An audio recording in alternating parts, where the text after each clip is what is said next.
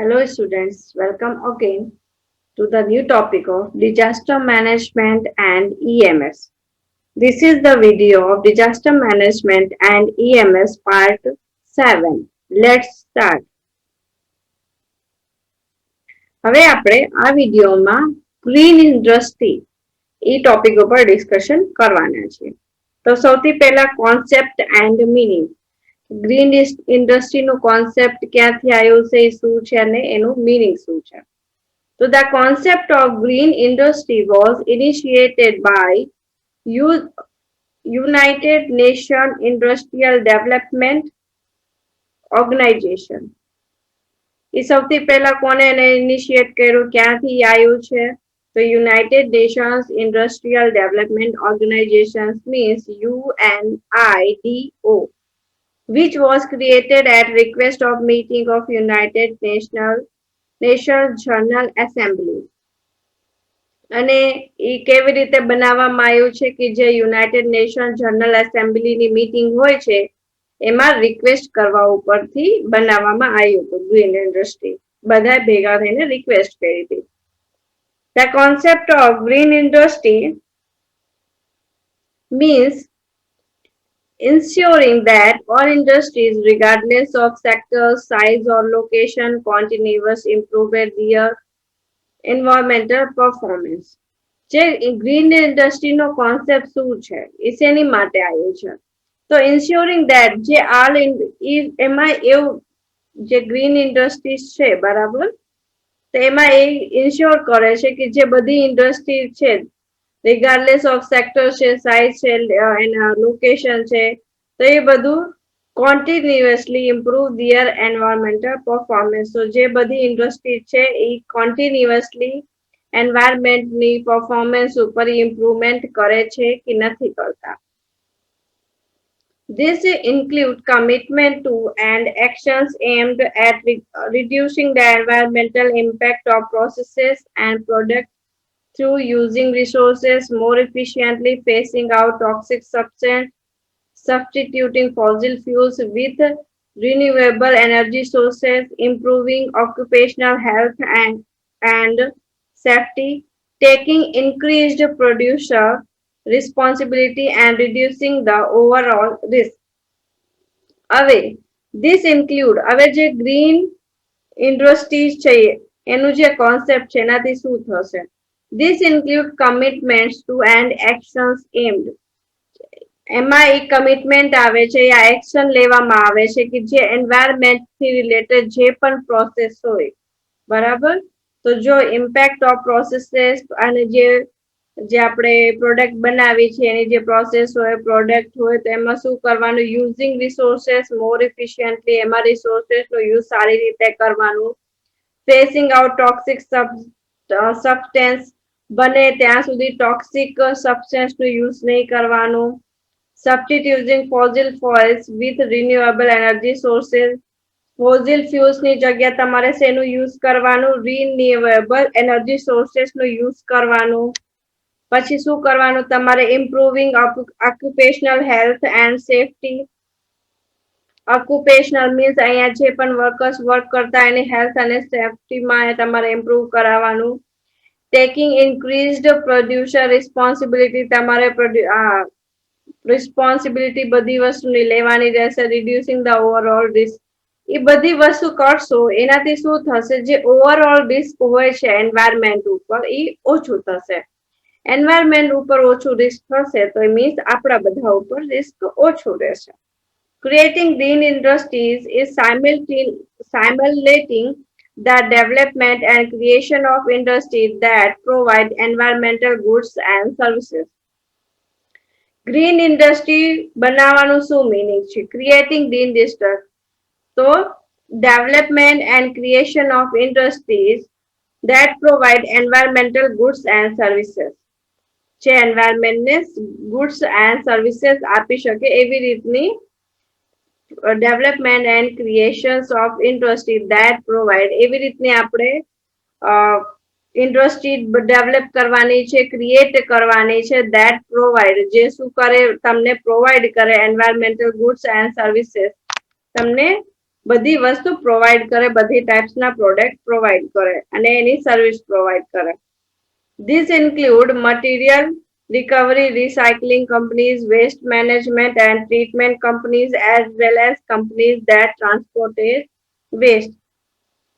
હવે ગ્રીન ઇન્ડસ્ટ્રીની અંદર શું આવી જાય છે? મટીરિયલ રિકવરી આવી જાય છે, રિસાયકલિંગ કંપની જે તમારું વેસ્ટ નીકળવું હોય યા જે પણ તમે યુઝ ન કરવાના હોય એને ફરીથી તમે રિસાયકલિંગ કરી શકો એવી કંપની, વેસ્ટ મેનેજમેન્ટ કેવી રીતે કરવાનું, જે વેસ્ટેજ નીકળવું એ આવી જાય છે, ટ્રીટમેન્ટ કંપનીઝ આવી જાય છે, waste management and treatment companies એનું મેનેજમેન્ટ કરવાનું, પછી એનું ટ્રીટમેન્ટ કરવાનું, as well as companies that transport waste, અને એ પણ કંપનીઝ એમાં આવી જાય છે જે વેસ્ટ નું ટ્રાન્સપોર્ટેશન કરે છે.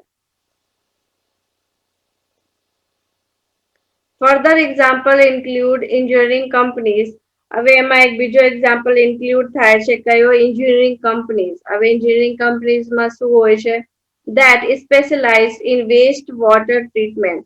જે સેમી સ્પેશિલાઇઝેશન હોય છે વેસ્ટ વોટર જે હોય છે એનો treatment, air pollution control and waste treatment equipment, આ બધી વસ્તુ એમાં સ્પેશિલાઇઝેશન હોય છે. અને કઈ કંપનીઝ હોય છે? એન્જિનિયરિંગ કંપનીઝ હોય છે. Green industries also include companies that manufacturers. Green ઇન્ડસ્ટ્રીમાં બીજી કઈ કંપની આવે છે? That manufacture and install renewable energy equipment, જે મેન્યુફેક્ચર કરે છે અને ઇન્સ્ટોલ કરે છે કયા? રિન્યુએબલ એનર્જી ઇક્વિપમેન્ટ ને ઇન્સ્ટોલ કરે છે, મેન્યુફેક્ચર કરે છે, એવી રીતની કંપની એમાં ઇન્ક્લુડ હોય છે.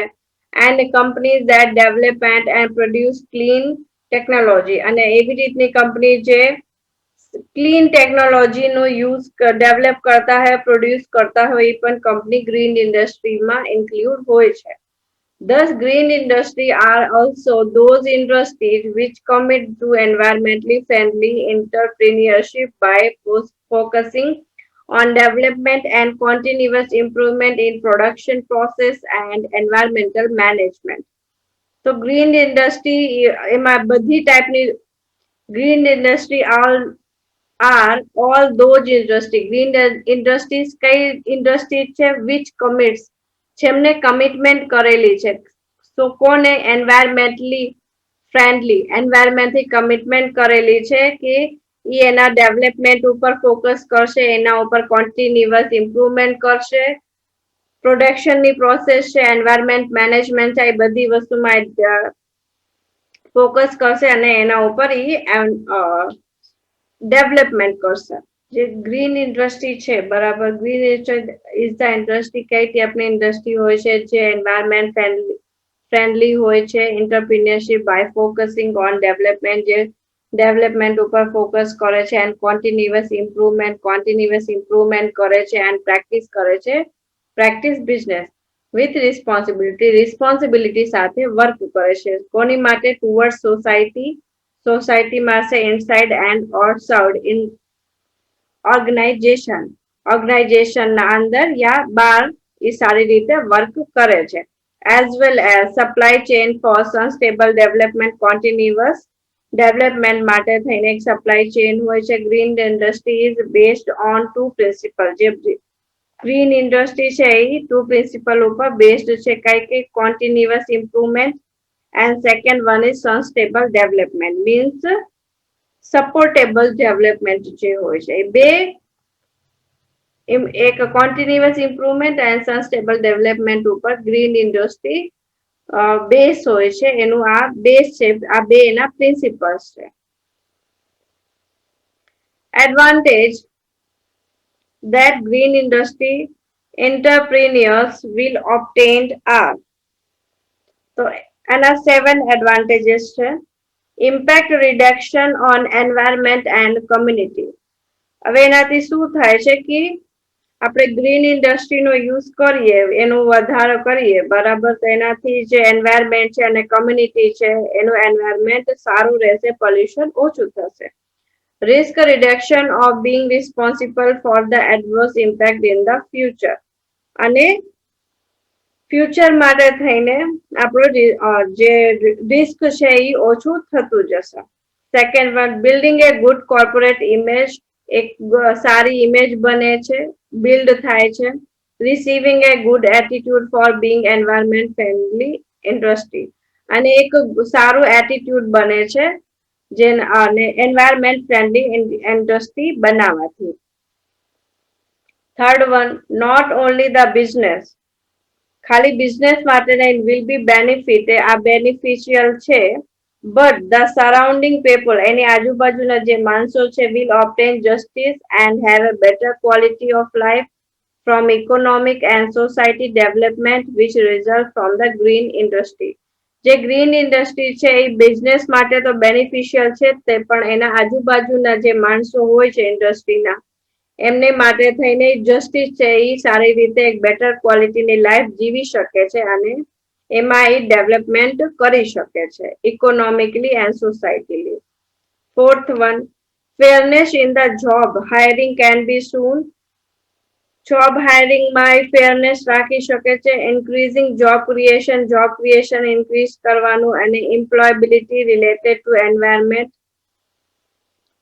જે એન્વાયરમેન્ટ રિલેટેડ એમ્પ્લોયબિલિટી હોય એમાં પણ ઇન્ક્રીમેન્ટ હોય છે. Workers will work safely and happily in a good environment, જે વર્કર્સ હોય છે ઇન્ડસ્ટ્રીમાં વર્ક કરવા વાળા એ સેફલી વર્ક કરી શકે છે અને ખુશ થઈને ગુડ એન્વાયરમેન્ટમાં વર્ક કરે છે, અને એનાથી જોબ ક્રિએશન વધતી જાય છે અને તમે વધારે માણસોને હાયર કરી શકો છો, ફેરલી તમે બધાને જોબ આપી શકો છો. Fifth one, economical and efficient use of natural resources and energy cost saving in business operation. આપણે જે નેચરલ રિસોર્सेस છે એનું સારી રીતે યુઝ કરી છે, બરાબર ઇફિશિયન્ટ યુઝ કરી છે, જેટલી જરૂર છે એટલી જ યુઝ કરી છે, તો એનાથી શું થાય છે, અને એટલું જ આપણે એનર્જીનો યુઝ કરી છે તો કોસ્ટ જે બિઝનેસ છે એનું કોસ્ટ બચે છે. Marketing opportunities can be created by focusing on green products and a production process which are being accepted and needed by consumers around the world. હવે જે green industry છે, so marketing opportunity can be created by focusing on green products. Green products ઉપર આપણે marketing opportunity છે એ આપણે green પ્રોડક્ટ્સમાં focus કરીને વધારી શકીએ છીએ. અને પ્રોડક્શન પ્રોસેસ, હવે એની જે પ્રોડક્શન પ્રોસેસ છે વિચ આર બીંગ એક્સેપ્ટેડ, અને એ બધા જે કન્ઝ્યુમર છે ઓલ અરાઉન્ડ વર્લ્ડમાં એ બધાને એની રિક્વાયરમેન્ટ છે, એને જરૂરત છે, અને એને એક્સેપ્ટ પણ કરે છે, ગ્રીન પ્રોડક્ટ્સ ને બધાને એક્સેપ્ટ કરે છે અરાઉન્ડ ધ વર્લ્ડ, આખા વર્લ્ડમાં. Adding value to national economy which will not affect society, community and environment adversely.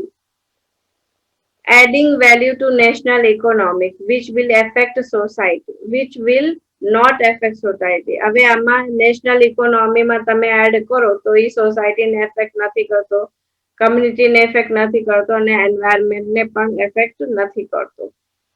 તો આ એના 7 એડવાન્ટેજ છે ગ્રીન ઇન્ડસ્ટ્રી તમે ક્રિએટ કરો એના. Criteria for developing environmental policy of the organization. Top management of organization must define environment policy covering commitment to implement in order to. Top management જે છે ઓર્ગેનાઇઝેશનના, એમને એન્વાયરમેન્ટ પોલિસી બનાવી છે covering commitment two implement, એમાં commitment cover થઈ જાય છે, એમાં ઇમ્પ્લિમેન્ટેશન કવર થઈ જાય છે. તેના આ 4 ઓર્ડર્સ છે.